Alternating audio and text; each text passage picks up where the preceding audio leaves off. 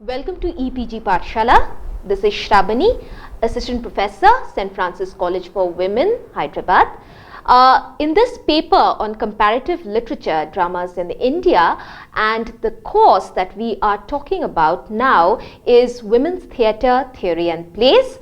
This module that we are looking into comprises Natuboti or Natuboti by Shaoli Mitro, an audio play, and Brides Are Not for Burning by Dina Mahita. Now, when we look at this module comprising this audio play and this full-length 2-act play, it is imperative for us to understand the context, the socio-cultural context from which these two texts surface. Now, if you are used to or you are familiar to the context that India was in 1980s and 1990s, you will know of this infamous incident of Sati Roop Kanwar, the immolation case, which happened in 1987. Now, this incident, this unspeakable horror, triggered 3 types of writing. The first was the sort of research on feminist issues and women's issues in contemporary India. The second sort of text was the plays and other fictional works on such feminist issues. For example, Brides Are Not for Burning by Dina Mahita. And the third sort of text that surfaced as a result of this was Shaoli Mitro's Natuboti or Natuboti and others of its type, where there is an reinterpretation of Mahabharata and Ramayana from a feminist perspective. Now, before we look at Natuboti or Natuboti by Shaoli Mitro, we will start with it. Let's look at who is Shaoli Mitro. Now, Shaoli Mitro is the daughter of famous Bengali thespians and group theatre personalities Shambhu and Tripti Mitro. Following her rich theatrical heritage, she got into the stage career at the age of 4 in a play called Sociocultural, which was a production of her parents' theatre group called Bohurupi. But owing to long spells of health issues, around 1978, she chooses not to appear on stage anymore. During this period, she goes into experimenting about audio plays, translating Eugene Ionesco, and also looking into different ways of experimenting with audio plays. Now, in 1982, she comes in touch with the famous book, the epoch-making book of Iravati Karve's called Yuganta. Now, Yuganta is a reinterpretation of Mahabharata from different perspectives. It's a retelling of sorts. Now, Shambhu Mitro, when he introduced this book to Shaoli Mitro, also suggested that she might come up with a play based on this book, and Shaoli Mitro did. So, she looked into the story of Draupadi and saw how this empress, this princess, this mythical character was as much a woman as the thousands of us across culture over all throughout the history. She has been manipulated, she has been used, she has been humiliated, she has been downtrodden. Her entire humanity has been negated in the hands of society and men.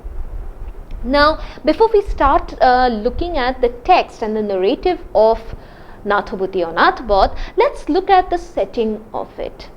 Shaoli Mitro very interestingly puts this entire play into the ancient Indian tradition of Katakata. Now, if you are familiar with the Indian tradition of Katakata, you will know that in ancient Indian theatre, there has been an instrument of the storyteller, the sutradhara, the narrator, the Kathak, a man who narrates the stories from Hindu scriptural texts accompanied by music, singing, choric characters and other sorts of accompaniments. Now, what Shaoli Mitro does is extremely interesting. Shaoli Mitro changes this entire male-centric narration into a female perspectival narration where the storyteller is a woman, Kathak Thakurun, the madam storyteller, who is of course Shaoli Mitro herself. Now, this Kathak Thakurun, in an extremely prolific way of narration, slips between past and present, between perspectives, between one sort of narration to another sort of narration, all the time empathizing with multiple characters from Mahabharata. It is not that because it's Draupadi's story that the entire way of the entire perspective focuses on Draupadi alone. Now, if you look at the image of Kathak Thakurun, you will see how Shaoli Mitro does not dress in a very traditional Bengali, the linguistic community that she came from, Bengali woman. She dresses in a different way, which is in a way cross-cultural. She pleats her sari differently. She wears Orissa style nose rings. She wears different sort of silver jewelry, and she speaks with gestures which posits her as a cross-cultural Indian woman who is speaking of another woman and her predicament. Now, if you are familiar with the Pandavani tradition of Chhattisgarh, you will know of Tijanbai. Now, Pandavani tradition, very similar to Katakata, actually it's another offshoot of Katakata, is actually from the state of Chhattisgarh, where people speak about, narrate the story of Pandavas, as the name suggests, and the story of Mahabharata. Now, there are two sub-traditions in this Pandavani tradition. The first is the Vidya-mitra tradition, which is less popular. The other is the Kapalik tradition, which is followed by Tijanbai, which is more vibrant in a way. She dances, she sings, she occupies the entire stage, and she is accompanied by her chorus characters who help her to portray the situations, the episodes from Mahabharata most prolifically. Now, coming back to Natuboti or Natubot, the narration of it, Shaoli Mitro starts Natuboti or Natubot in a very interestingly rustic Bengali accent, where she first introduces herself and she welcomes the audience, and she also introduces her topic of the day. That is the story of Draupadi. Draupadi, the empress. Draupadi, the princess. Draupadi, the wronged wife.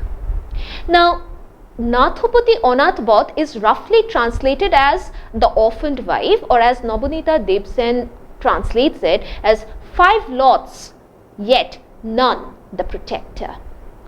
Now, Draupadi is with 5 husbands, yet she is protected by none of them. She starts the narration from Draupadi's Swayamvara, where she falls in love with Arjuna and she deliberately chooses to lead a life of poverty and deprivation as Arjuna's wife, who she mistakes to be a poor Brahmin. And then she jumps, there is a narrative jump to the perspective of Kunti, where Kunti chooses to let her marry all of her 5 sons, because she realizes that all of her 5 sons are lusting after Draupadi, and if only one marries her, then the others might develop a sort of fraternal discord. She also suggests, Shaoli Mitro also suggests, that Kunti looks at Draupadi, she's touched by this helpless young innocent child, and for a second her heart melts. But she also recognizes that if Draupadi marries only one of her sons will never be united enough to get their kingdom back. It's a political alliance, and Draupadi is a political pawn. She's a political currency over here. So she washes her hand off this entire business and she asks Yudhishthira to make the decision, and Yudhishthira accepts this proposition. There is a narrative jump again, and it comes to the gambling episode, which Shaoli Mitro, Iravati Karve and everybody else kind of considers as the focal point around which the story of Mahabharata changes its course.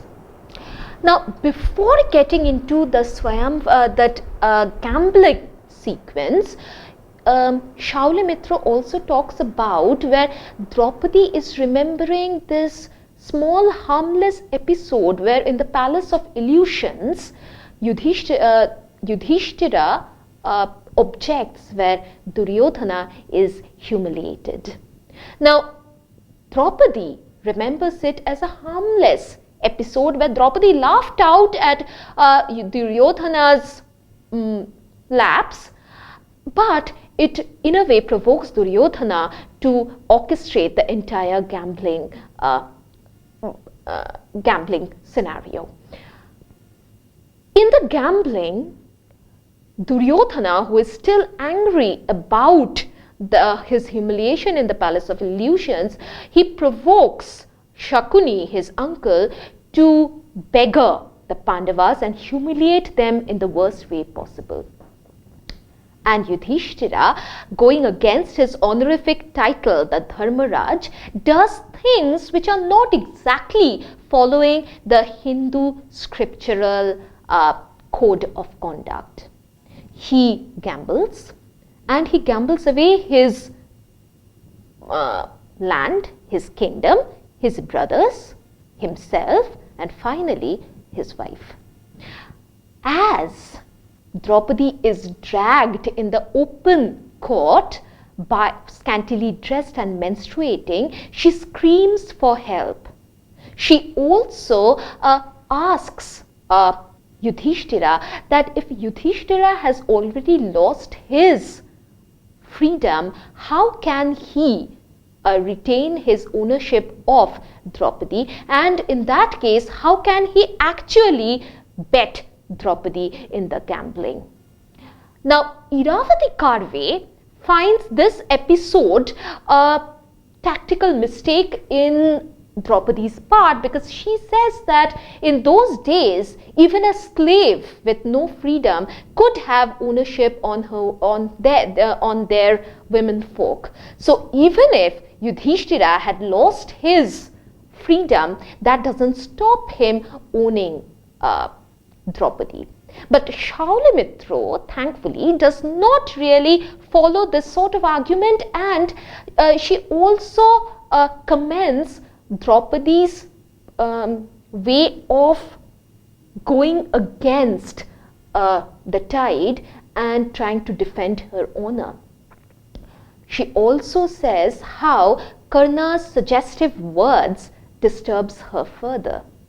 She has nowhere else to go, and Draupadi now can only scream for help, but nobody answers, as if the entire court has lost their tongue, lost their voice. Now, Shaoli Mitro also comments how Draupadi refuses to surrender her dignity and to fall and beg for mercy. She does not, she protests. And Draupadi also accuses everybody present of adharma. Now, Shaoli Mitro also says that probably the supernatural help from Krishna never comes. It was Dhritarashtra who stopped this entire sordid episode because he was very scared of public outrage. But Draupadi was saved by none, protected by none. It is also suggested that Bhima tried to punish Yudhishthira because of his compliance to this entire gambling scenario, but Arjuna stops him by mouthing empty words of honor and duty. This is not the end for Draupadi's humiliation. During their Agyatavasa, during their time of exile in disguise, she is harassed and molested by Kichaka, the general and brother-in-law of the king, to whom they were offering their service. Bhima is the only one who saves her by killing Kichaka most gruesomely. This enrages Draupadi more, and the end of this exile, she practically eggs her husbands for a dharma yuddha, a justice war. But when this justice war actually happens, it is not for her honor, it's the honor for the 5 Pandavas. And she loses everything, and she loses her sense when all of her 5 sons lose their life. They are brutally murdered, and unlawfully so. As the Pandavas prepare to leave in their last journey towards heaven, Draupadi drops first in suffering and misery. And when the other brothers ask Yudhishthira that why would an honorable and virtuous woman like Draupadi fall the first in this journey, Yudhishthira says because Draupadi always loved Arjuna more, though she was married to all of them and should have loved them equally. Draupadi, overhearing these words, realizes that whatever Yudhishthira has done was out of spite, and she forgives him and feels sorry. As she lies dying, she remembers the few moments of happiness that there was in her life, and she ultimately realizes that it was only Bhima who loved her selflessly. As she lies dying, Bhima drags himself and tries to comfort her last moments. Natuboti Anatobot ends by saying how this misery for a woman is perpetual. It is always there. It's eternal over history, irrespective of the culture that the woman comes from. Can we stop? The second text now that we are looking at is Dina Mahita's Brides Are Not for Burning. As the name suggests, the play in 2 acts is on bride immolation. The story centers the demarcation and the marginalization of women in our society. The story concerns the death of a young woman called Lakshmi and how her brother and sister go around looking for justice, and they are refused justice in every quarters. Now let's have a look at who is Dina Mahita. Dina Mahita is an Indian Parsi playwright. She talks about the women issues that we were speaking about a little earlier in this module. Now, she has written several short stories along with several plays and a novel titled And Some Take a Lover. The novel centers on a proposed intercaste marriage, but Brides Are Not for Burning has been immensely popular. Her first full-length play, The Myth Makers, won the Sultan Padamsee playwriting competition, and Tiger Tiger, which was based on the life of Tipu Sultan, won wide critical acclaim. She often brings out the parochial narrow-mindedness in different metropolis, including Mumbai. Her play Getting Away with Murder deals with childhood trauma, sexual abuse, infidelity and insecure relationships in modern urban spaces. This is Dina Mahita. Now let's talk about the set design and the stage directions of the play. Now Dina Mahita makes different sets for the two-act plays. There will be one portion of the stage which will act as the Desai tenement room, which is poor, which is grimy and which is very grimly sparse. The second is Sanjay's very plush and opulent living room. The third is Tarala's kitchen. The fourth is Vinod's office. And the fifth is Lakshmi's in-laws living cum dining room, which is richly but garishly decorated. Now, of the two acts, and in the first act, the first two scenes will be happening in the Desai tenement room. The third scene will be staged in Sanjay's living room. In the second act, if you see, the first and the last scene will be in again the Desai tenement room, and the second, third and fourth scenes consecutively will be occurring in Vinod's office, Tarala's kitchen and the in-laws living cum dining room. Now, if we look at the stage direction, Dina Mahita is not exactly very particular about stage direction. She gives cues for laughter, for facial expressions, for gestures, but other than the last moment of denouement, there is no important stage direction as such in the play. Now, the story starts with Anil and Malini, a brother and a sister, and their almost senile father, Mr. Desai, who are talking about their elder sister Lakshmi's horrific accidental death. She has burned to death.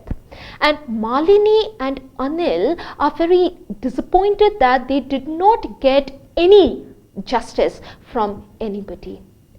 Lakshmi's death, Malini believes, is not accidental but a dowry death, because Lakshmi's old neighbor and friend Tarala had kind of hinted to Malini that Lakshmi's in-laws were present during her death but did not do anything.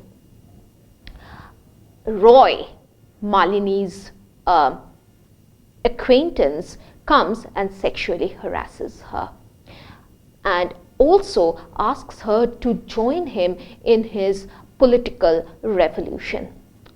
In the second scene, Dr. Palkar, who is Anil's old professor, comes in to warn Anil about Malini, who he thinks is consorting with politically undesirable people.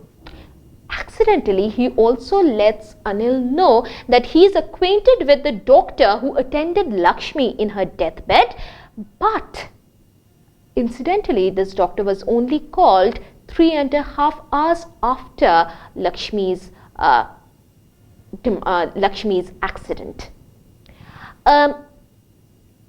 So Anil goes in search of Malini's suitcases and boxes and finds political manifestos, which kind of disturbs him, and he resolves that he will be doing something about his elder sister's demise and also something about Malini's undesirable political connections.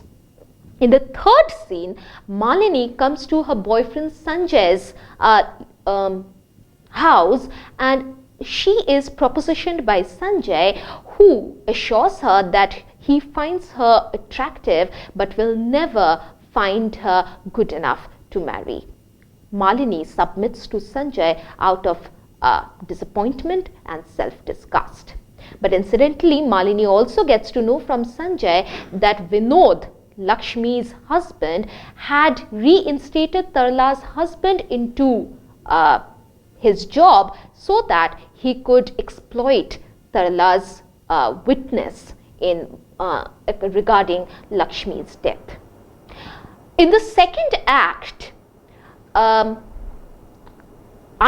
and Malini are trying to resolve this truth, this horrific truth about Lakshmi's death.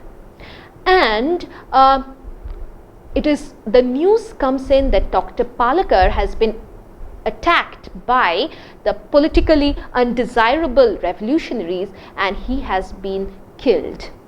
Anil is disturbed and he resolves to do something about Lakshmi's death. And Malini also resolves to go her own way to look into the truth of Lakshmi's death. In the second scene, Anil goes to confront Lakshmi's husband, Vinod, and accuses him of being complicit at Lakshmi's death in order to gain Lakshmi's life insurance money. Now, Vinod denies all these accusations vehemently, but he also tries to bribe Anil into silence. Anil leaves. In the third scene, now Malini goes to Tarla's house and tries to get the information about the truth about Lakshmi's death from Tarla. Tarla lets slip that Lakshmi was systematically harassed by her in-laws for dowry and for not having any children, and out of desperation she tried to immolate herself. Her in-laws did not stop her because they wanted her out of the way so that they could claim her life insurance money. Lakshmi's mother-in-law overhears it and threatens Tarla into silence.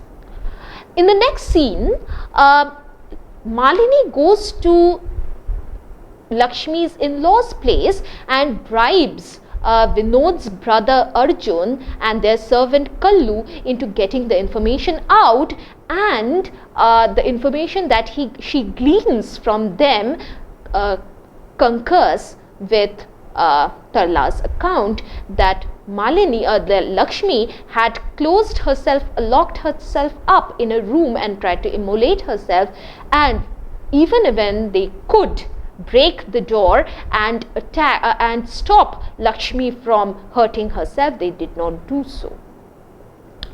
In the final scene, Anil and Malini realize that they will never get justice from this system which has been corrupted from the very start, and they have been bribed into silence by Vinod's rich family. Roy comes to force Malini to come with him to assist him in his political agenda. Malini says that no political change will ever help the society unless the society changes from within. Roy and Malini face each other, and we see how Malini's shadow overpowers Roy's. Now, let's look at the important themes that this play comes up with. The first thing, of course, is the gender demarcation. Dina Mahita shows how every second women are being ostracized from the society. The society will never really speak anything about the women. Throughout the play, we see how Lakshmi first was manipulated by her family, because after her mother's death she had to leave her studies to take care of her family and her young brother and sister. And later she was married off to a rich family because her father wanted to preserve the family honor and fortune. Then it is also hinted how the father abandoned his first wife because she could not present him with children, and he had also maritally raped his second wife occasionally. Malini is sexually harassed by both Sanjay and Roy, and her brother, who is her staunchest ally, also tries to curb her political aspirations. Secondly is the theme of corruption. Anil and Malini never get justice for Lakshmi. They know it because the judiciary is corrupted and the judiciary is sold to the rich. The Vinod's family, they have successfully bribed the judiciary. Secondly, it is also mentioned how Sanjay's business is not entirely legal. It is also hinted that Tarla's husband was incompetent, but he was reinstated in his job so that Tarla's witness could be manipulated. Arjun and Vinod's servant Kallu is bribed into silence by Vinod's family as well. So in these two texts we see that women's predicament in our society, it has not changed over the centuries. Things have happened in the hovel and in the palace alike. All it is needed is for the society to recognize the evils, the social evils that there is, and to be aware of the ways to change it. So to look back in this entire module, what we have learned in this module is first that in the early 90s and the entire 80s, there has been an upspringing of feminist texts.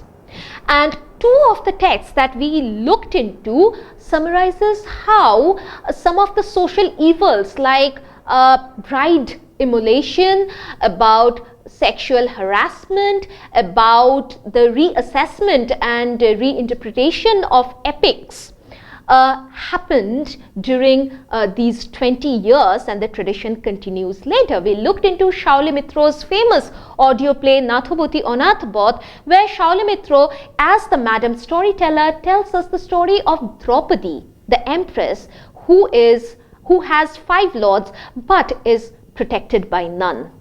Later in Dina Mahita's 2-act play Brides Are Not for Burning, we look into the sad death of a young woman called Lakshmi and the disappointment of her siblings when they are looking for justice because the judiciary is entirely corrupted.